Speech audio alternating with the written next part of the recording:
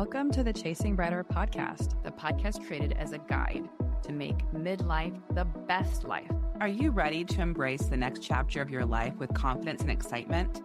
Your best life is just a listen away.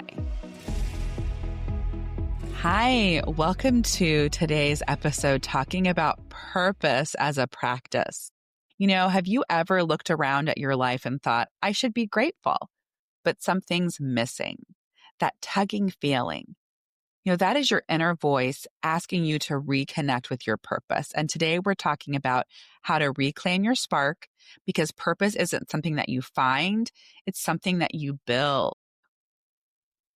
It's normal to feel disconnected, especially during, there might be like major life transitions or burnout or anxiety, which I know I struggle with a lot. That can make it hard to see your purpose clearly. Yeah. And, one of the things when we talk about purpose, even what I struggle with in terms of like, what is purpose? And how that's what we want to talk about today too, is how that is a practice. So purpose is not productivity.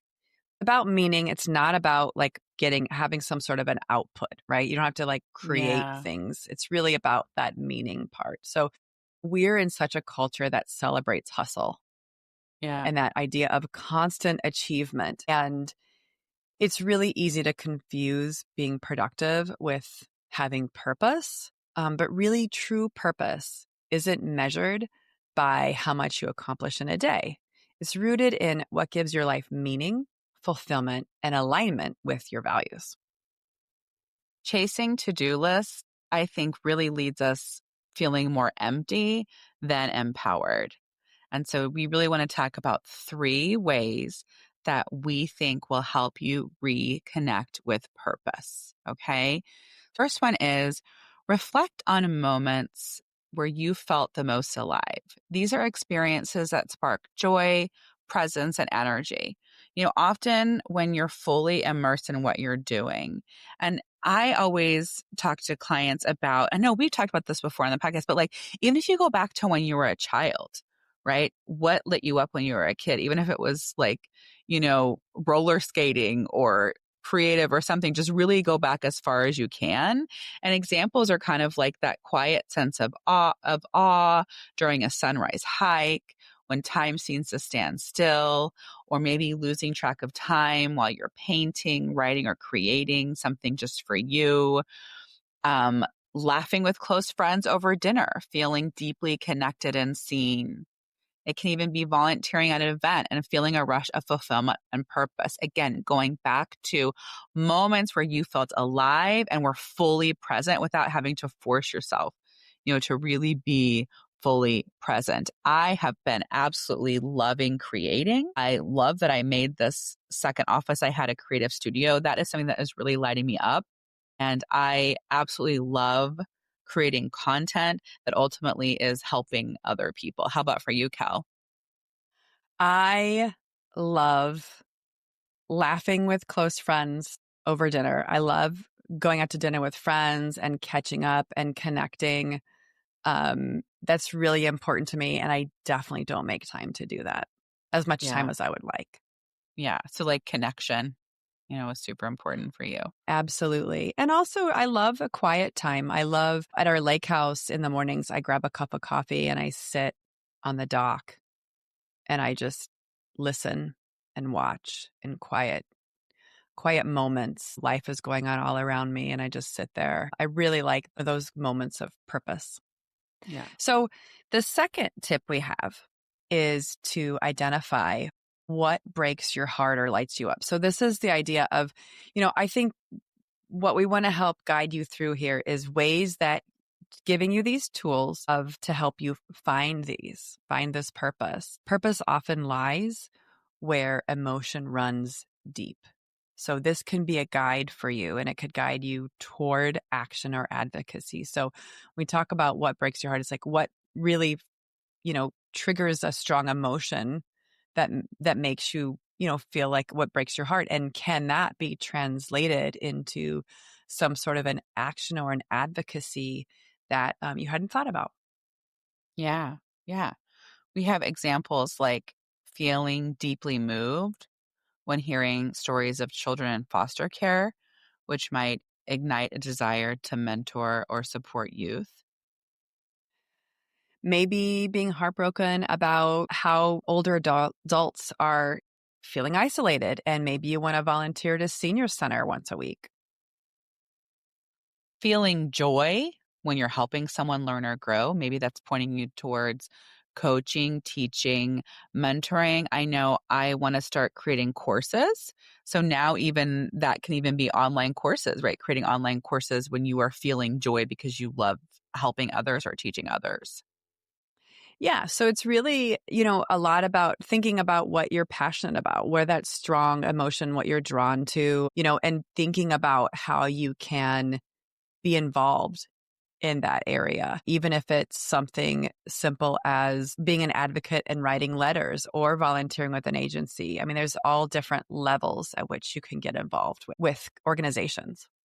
Yeah. And the third piece here, the third way to reconnect with your purpose is looking at curiosity, following curiosity, not pressure. Purpose evolves, right? You don't have to wait for clarity to take action, but just being curious, letting that lead you toward your authentic passion. Pressure often leads to burnout, like what we think we should be doing. And that leads to burnout and disconnection. But what is it that really you might be curious about?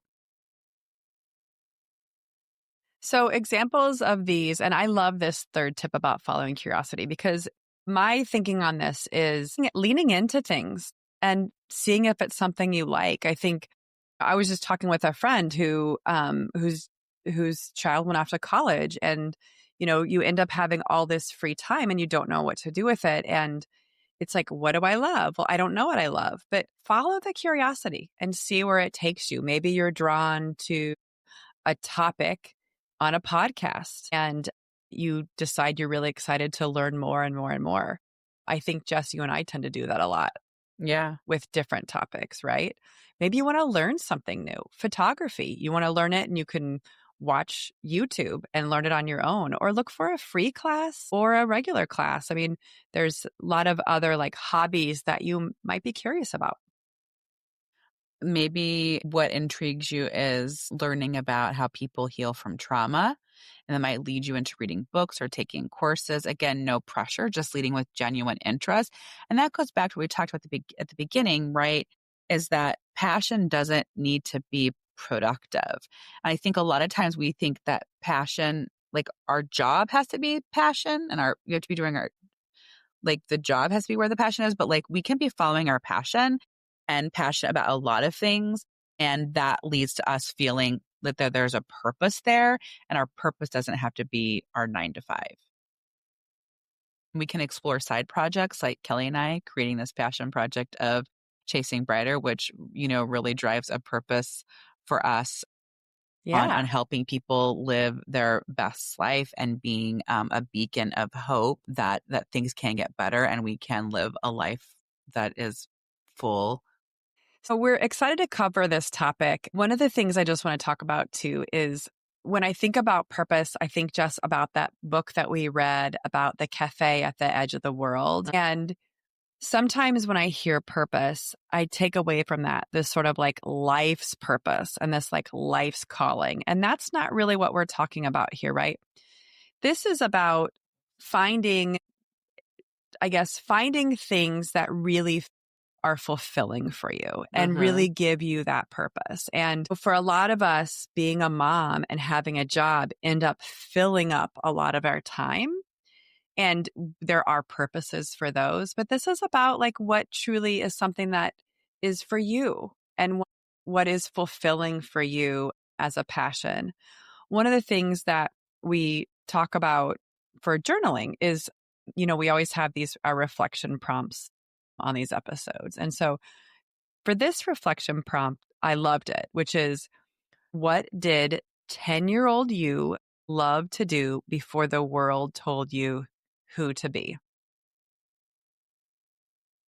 And that really ties into when we think of season 1, when we talked about, we had a 2-part series on Glennon Doyle's Untaming. Yes, Like you're saying, we 100%, get Jess. lost in motherhood, get lost in all of these other things. And so how can we tap back into who we truly are? And really, I think when we talk about purpose, it's about living with intention. Good references for you guys are Jay Shetty's podcast on purpose and his book, Yes. Think Like a Monk, which really has you just start thinking like, I think sometimes we're just kind of like going around like a robot and doing things and not really thinking, where am I spending my money? Where am I spending my time? Is this something that lights me up? And so reclaiming your purpose isn't a single decision. It's hundreds of tiny moments of truth.